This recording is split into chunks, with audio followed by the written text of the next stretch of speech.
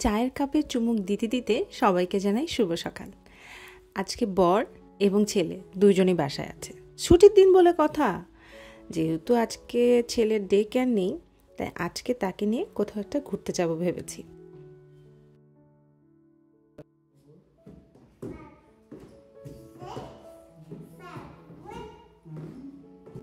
যেই ভাবনা সেই কাজ।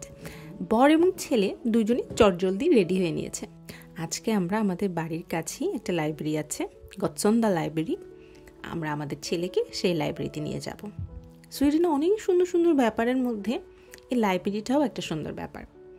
এখানে কোনো বয়স সীমাবদ্ধ নেই, ঠিক কত বছর বয়স থেকে বাচ্চারা যেতে পাবে, বা এন্ট্রি ফ্রি বা বুক নেওয়ার জন্য কোনো আলাদা করে চার্জ, এরকম কোনো ব্যাপারই সুইডেনের লাইব্রেরিতে নেই।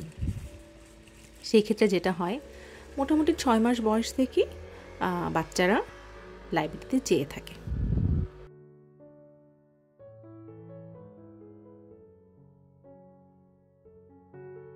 এত ছোট্ট বাচ্চাকে লাইব্রেরিতে নিয়ে যেয়ে কি করব? ও তো পড়াশোনা করতে পারবে না, ও পড়তেও পারে না, ও তো কথাই বলতে পারে না।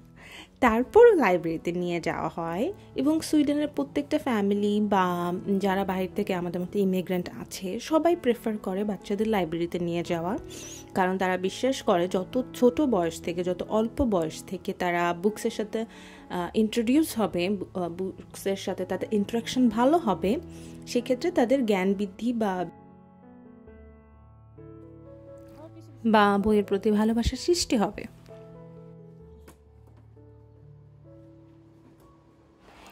এবং সুইডেনের লাইব্রেরিগুলোও খুবই চিলড্রেন ফ্রেন্ডলি লাইব্রেরি। মোটামুটি 6 মাস বয়স থেকেই আপনি আপনার শিশুকে আপনার আপনার বাসার পাশে বা আপনার যে কোনো এরিয়ার আশেপাশে যে কোনো লাইব্রেরিতে নিয়ে যেতে পারবেন।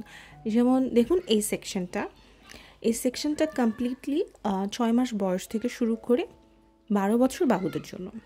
এখন এই মুহূর্তে আমি যে সেকশনটা দেখাচ্ছি, এবং সুন্দর করে বেডও আছে, যাতে আপনারা, যদি এমন হয় যে কোনো বাবু শুয়ে শুয়ে বই পড়তে চায়, বা কোনো প্যারেন্টস বাচ্চাকে একটু শুয়ে শুয়ে বই পড়াতে চায় বা ঘুম পাড়াতে চায়, সেই ক্ষেত্রে তারা রিল্যাক্স এখানে বই পড়াতে পারবে।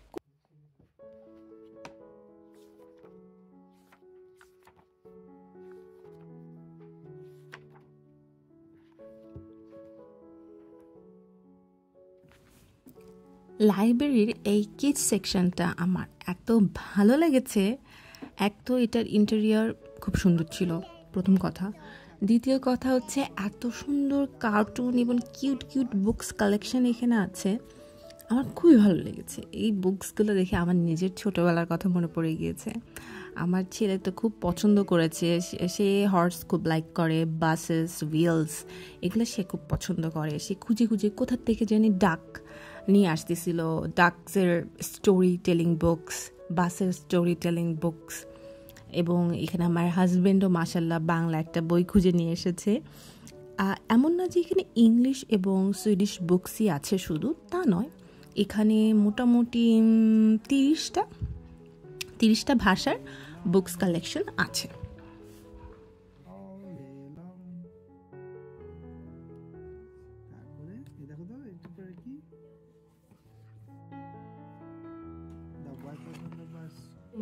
এবং ওরা লাইব্রেরিতে খুব সুন্দর করে একটা লিস্ট বা চার্ট রেখেছে যে আপনি এখানে কি কি ভাষার বুকস পাবেন।